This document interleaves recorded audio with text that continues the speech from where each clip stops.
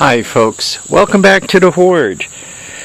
Obviously there's still leaves on the tree and most of them are green, so it is a little early for snowblower season. But you know, when you kind of get a deal on something, you try to go for it. And I have to admit, this was kind of a little bit of a risky deal. I bought it at Stormville, the garage sale at Stormville yesterday. I paid $180 for it, and I got that Frankenstein thing to come with it. And it was completely out of gas, so I couldn't test it, right? You got no clue if it works or not, right? So it's kind of scary. I did check the oil, and the oil, though it could use a change, it looked pretty good. And oh, by the way, because I should tell you guys this is a I think you guys could see that, right? A 1030E, which means it's 10 horsepower, and it says that right here. It's a Cub Cadet. It's electric start,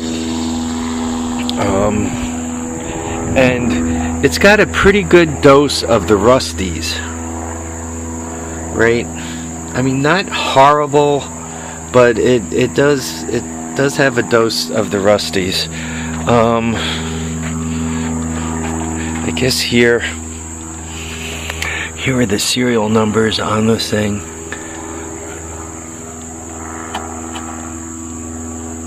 So I'm not sure when it was built. Let me try to block some of the sunlight. There you go. Maybe now you can see it a little better. So those are the serial numbers and those numbers here. So I'm not quite sure when it was built. I haven't noticed that sticker yet. I'm also not quite sure what engine this is. If it's one of those Chinese engines or what the story is. I mean, that's what the other stuff looks like.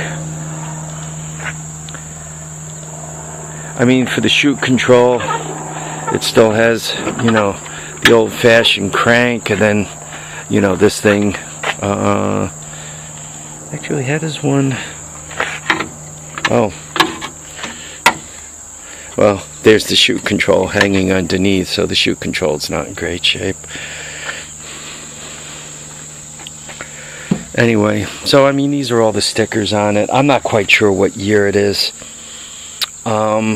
Well, let's see how it does, though. Right? I mean, this is stone cold start. I just put gas in it, either it's a winner. Choke on, that's there. Little less throttle.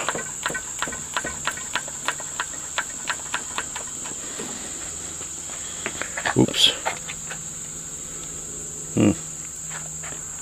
When you push that button, it seems to drip gas. It's not good, but right, I think I'm in neutral.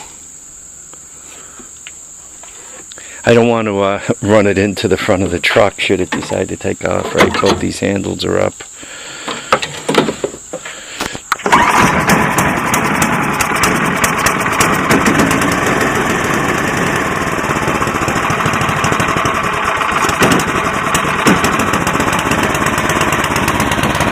The headlight works.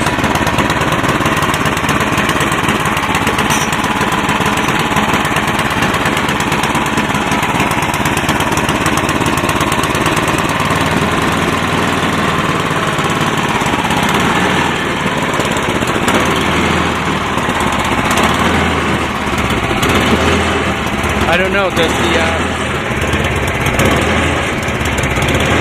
don't know if the auger works, because I can't be on both sides. So you guys could tell me.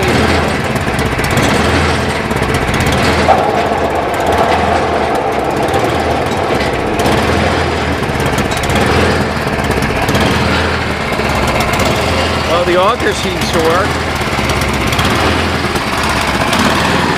Wonder if it moves. Supposedly it's a neutral. Seems to both.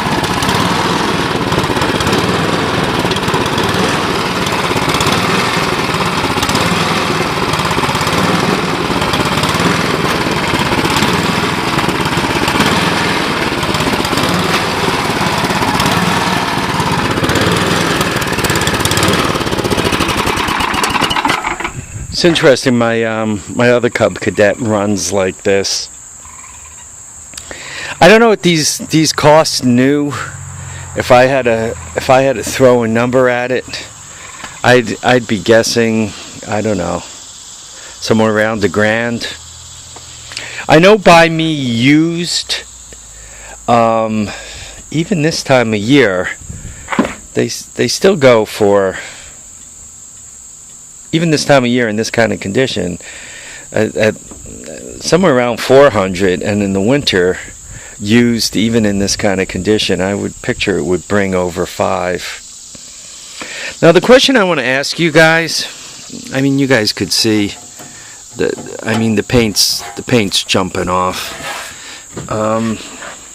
I haven't looked at it really closely, but generally speaking, I don't think I got any rust throughs, but I really don't want it to rust through.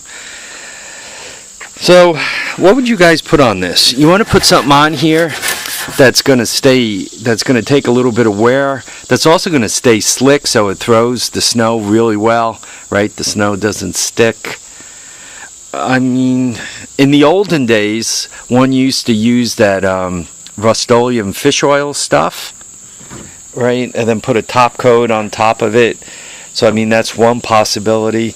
I have experience with that POR 15 stuff. The only thing is, it's good for checking the rust, right? You paint the rust and that shuts it right down.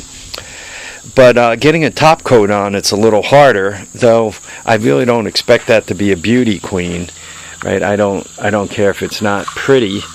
What I'm after, quite honestly, is functionality. I want this thing to blow snow. Why did I add another snowblower to my hoard? It's a good question. I have the smaller version of that. I think it's known as the 526. It's 5 horsepower, 26-inch cut. And we got a 30-inch snow last year, and you know, that snow just kicked my butt. It was really tough. I managed to get the driveway clear enough, but it was a lot of work to do it, way too much work. So I want something that's going to be a little more successful. For 30 inches worth of snow, the Tug is only 2-wheel drive, and it's got a differential in the back. And let me give you a hint, it ain't pushing 30 inches of wet snow. I mean, pushing 6, 8, 10, 12, 14, even if it's wet up to 12, it does an okay job with the chains on it. But you know, when you're looking at 3 foot of snow, it's going over the top of the plow, and it was wet snow. I couldn't get it, I could never get up enough speed. I'd have to make a runway for it, and then if you get up enough speed, it would do it. But the Tug wasn't cutting it for the snow either, so I stuck with the snowblower, but quite honestly, it was a lot of work. Last winter, the driveway, the ground here never really froze. So anything on the ground, especially once you got more snow on top of it, it kind of insulated it. Then the ground melted the bottom snow, and it turned into slush. So you ended up with powdery snow on top of slush, and when you ran it through the snowblower, it turned into, ice. The snowblower would turn it into ice. I think I'm going to go through the trouble, though, of taking this apart. And by that I mean, taking the bolts out and separating the bucket out of there, getting the auger out, and all that kind of stuff. And the reason why I think I'm going to do that is a lot of you guys really swear to you guys really testify. I got to be careful with my YouTube terminology, or they ban my videos. I'm having a lot of trouble with that.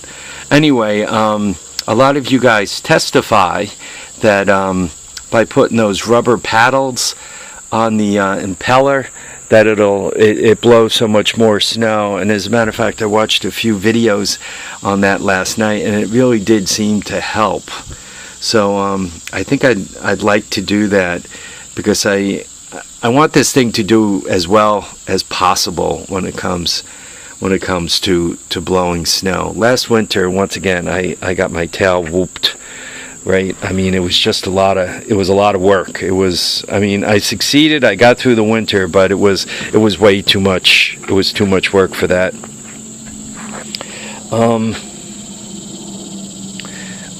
I should really get my act together, quite honestly, and get one of the lightweight plows onto one of the 4x4s. I have that 350 Foreman 350 and the 4-Trax 300, probably the Foreman 350. I should really put somewhat of a lightweight plow on that. And so if there's only like 2, 3, 4, 5 inches of light snow, use that for the light snow, and then for the heavier stuff, get these guys out, get these guys moving.